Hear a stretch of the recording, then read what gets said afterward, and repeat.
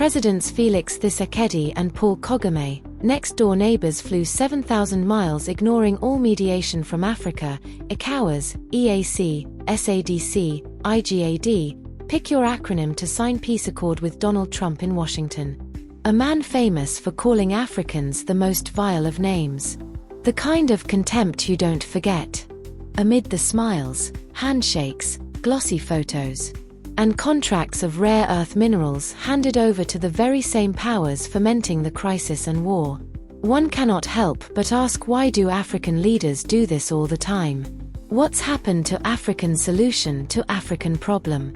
Are African problems too complex for Africans to solve and needs to be resolved in Washington in exchange of our minerals? Will this Washington peace accord enrich a single village back home in eastern Congo? This agreement smells suspiciously like someone else's interests stitched into Africa's wounds. Kilimanjaro News Network takes a closer look. Before we continue, don't forget to subscribe to Kilimanjaro News Network. Click the bell icon to be notified for more interesting and in-depth investigations and analyses of events happening throughout the continent and the diaspora. Shame. That is the only word that adequately captures the spectacle witnessed recently in Washington. While the people of the Eastern Democratic Republic of the Congo endure a nightmare of conflict and displacement, and while Rwanda's security concerns remain complex and unresolved, their leaders chose the most insulting, neo-colonial stage possible to perform a hollow act of statesmanship. 4 years, the African Union and respected regional powers have painstakingly built frameworks for dialogue. 4 years, they have pushed for African solutions to African problems, a mantra that rings hollow today. These efforts were not just ignored, they were snubbed. Presidents Félix Tshisekedi of the DRC and Paul Kagame of Rwanda bypassed their continental family entirely. They boarded planes and flew thousands of miles to the seat of a global power with a centuries-old playbook of divide, rule, and extract. And what did they find in Washington? A broker with a notorious disdain for the continent, a president who once referred to African nations with the vilest of slurs. Yet, there they were, ready to sign a deal under his auspices. The irony is as thick as the blood spilled in the Kivus. They legitimized the very actor whose nation's insatiable appetite for cobalt, coltan, and gold has fueled conflict in the Great Lakes for decades. This is not peacemaking, it is a pact with the exploiter, brokered in the exploiter's den. The presence of the chairperson of the African Union Commission and the president of Kenya at this charade is not a mitigating factor, it is a compounding tragedy. It signals a catastrophic failure of continental leadership. Instead of standing firm and demanding that Kagame and Tshisekedi return to the table in Addis Ababa, Nairobi, or Luanda, they followed the procession to Washington, lending a veneer of African endorsement to this farce. They became accessories to the humiliation of their own institution. What, precisely, is being signed in Washington that could not be signed in Kinshasa, Kigali, or anywhere else on African soil? The grim, unspoken truth hangs in the air. This is less about peace for the people and more about terms for the minerals.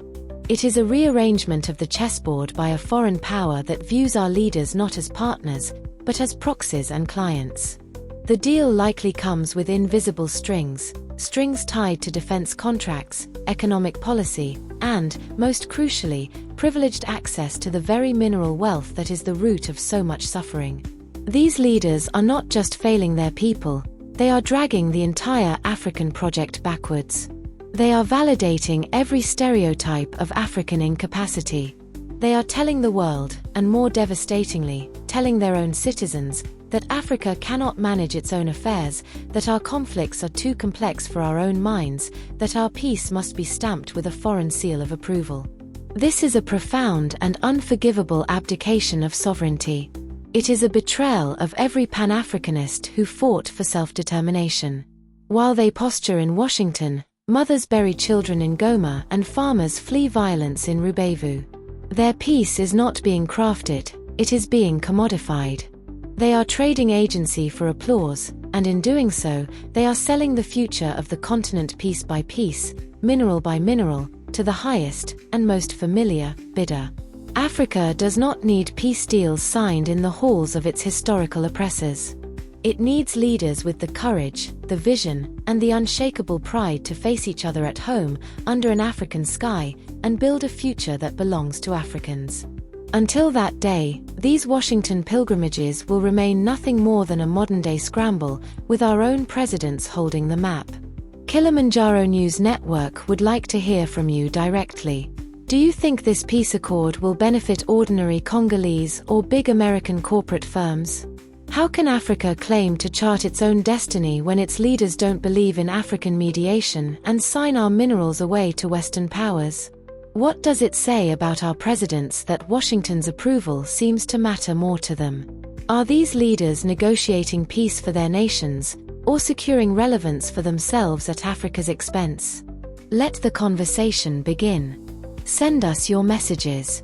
Remember to like, share, and subscribe to Kilimanjaro News Network, the authentic voice of Africa.